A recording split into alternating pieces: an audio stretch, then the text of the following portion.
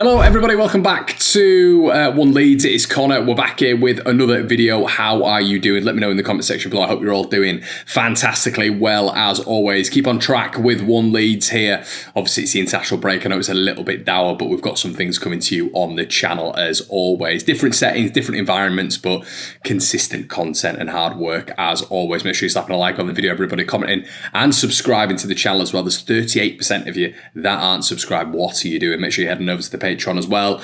We will be uploading as soon as possible, and when we get back you get all your early access there, everybody, to everything that we do, everything that we've done out here as well, which involves Soccer X, meeting up with the Tampa Bay Whites, having little snippets from those guys as well, which has been excellent and stuff like that. So okay, today I wanted to speak to you about something which was stateside actually, and it's actually primarily revolving around the 49ers and their link up with Fanatics. Now I spoke to a few of the guys down obviously in and around this region. I met a lad today as well who was speaking to me about the Fanatics and the partnership with Leeds United, and you do wonder, is this the 49ers' first real mistake? Now obviously the saga involving Major League Baseball, Nike and Fanatics appears not to have phased Leeds United at all, with Leeds obviously on Tuesday announcing that the Championship club have had, and they've announced a new retail partnership with Fanatics. Now, Fanatics haven't got an amazing reputation here in the States, from making Major League Baseball attire with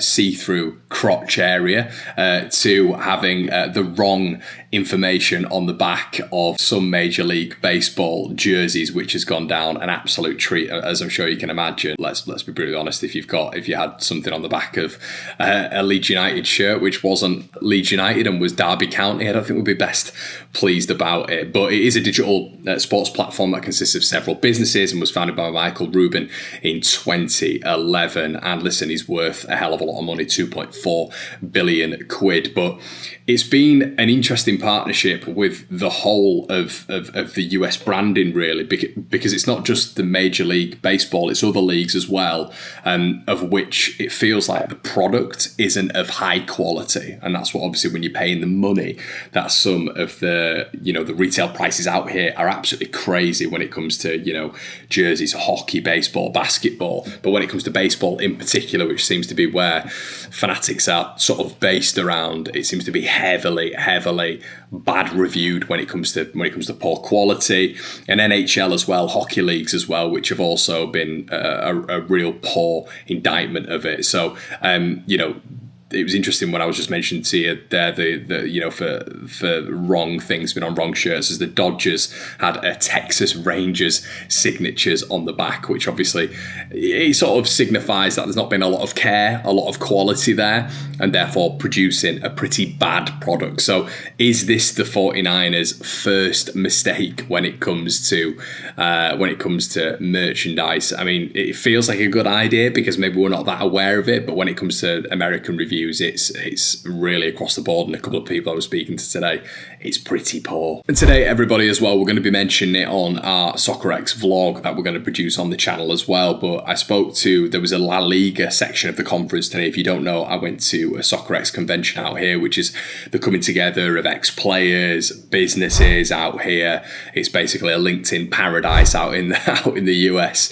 But there was a La Liga lounge, which was really interesting. I was lucky enough to have access to it, and we were speaking to some English-speaking lads, and they saw that I had a Leeds United shirt on, and they were speaking to me about Almeria, the clubs in and around Almeria as well, of which I'm sure you guys are well aware of.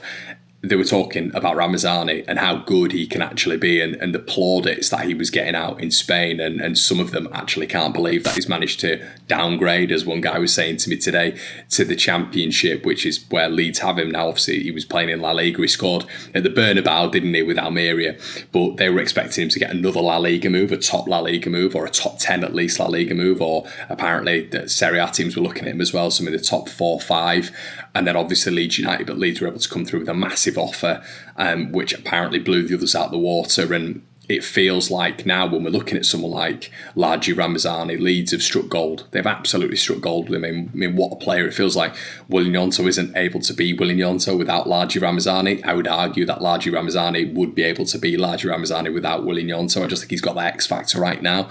And we are missing him. I think we're missing him when it comes to the quality, the exuberance, the exhilarating skill, the defensive prowess as well. You know, he's in top fouls in the division right now, which just shows that not only is he going forward and creating so much, but also he's creating space. But from a defensive perspective as well, he's putting the hard yards in and really igniting a Leeds United press, of which I think I'd love to see with someone like, you know, in that front, in a comprising, I don't know, 5 or 4 going forward of Aronson and Joseph and Ramazani in a press. I mean, wow, they wouldn't be able to keep hold of the ball, and I'm sure our recoveries, as they are already in the division, would be, you know, they are top now, but they'd be even, you know, further increased. So exciting to hear that, you know, he put on his Instagram story that he's, you know, he was getting his boots back on, which is really good, and it looks like he's going to be back a little bit sooner than thought. And as well, everybody, it appears that Ethan Ampadu has given a little bit of an update on his injury, and apparently it's going well, but he wouldn't put a specific time frame on when he's going to be back. It's going well, said Ampadu,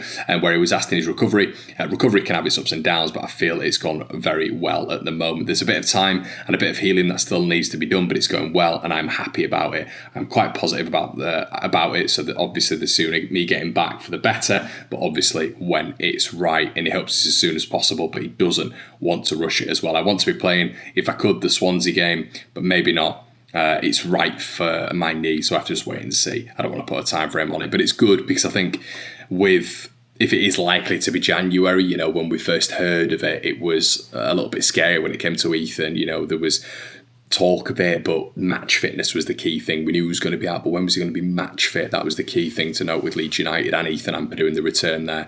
I think it's going to be fascinating to see how he gets himself back into this side. Does he just walk back in? I don't think he does right now. I think he's got to really work for that spot back with Rothwell and obviously Tanaka. Tanaka is probably the best midfielder in the division at the minute, and Rothwell, in terms of progressive midfielders, data-wise, is second in the division. I saw this graph the other day in terms of progression and getting forward and contributing and deriving space and attacks. He was second in the division behind Hayden Hackney, so that's just showing the numbers that they're putting up as well.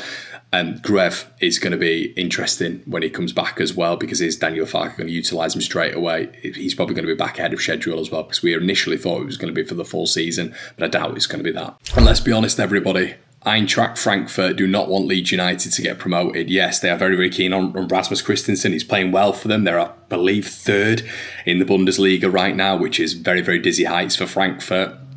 Excellent news for them, of course, but he's been a welcome addition, which is it's crazy, really, when you look at his arc at Leeds, but you never know in the Championship would that have worked. I personally don't think so, but Rasmus is doing well out there. He seems to be enjoying himself.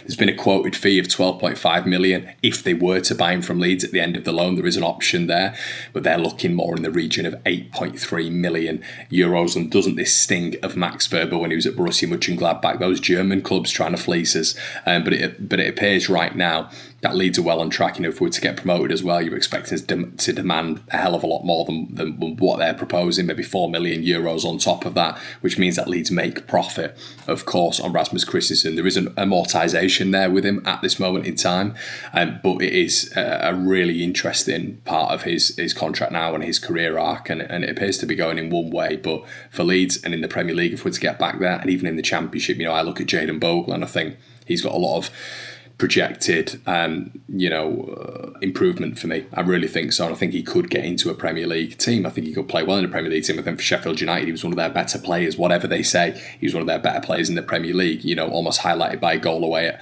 Man United as well, which would be nice for Leeds, of course. But yeah, alongside that, everybody, we've had Aronson speaking on his time when he went to Union Berlin, and him being so young and him really not having maybe the advice around him or the calm and cool head to make the right decision at that point, and maybe that was the wrong decision for him there. And obviously he's come back into the fore right now at Leeds United, which is all positive news. But we're going to be leaving it there, everybody. Let me know what you think in the comment section below. Fascinated to hear what you think on all the topics we've spoken about today. Leave your comment. Really interested to hear it. Guys, it's been an absolute pleasure. I'll see you in a bit.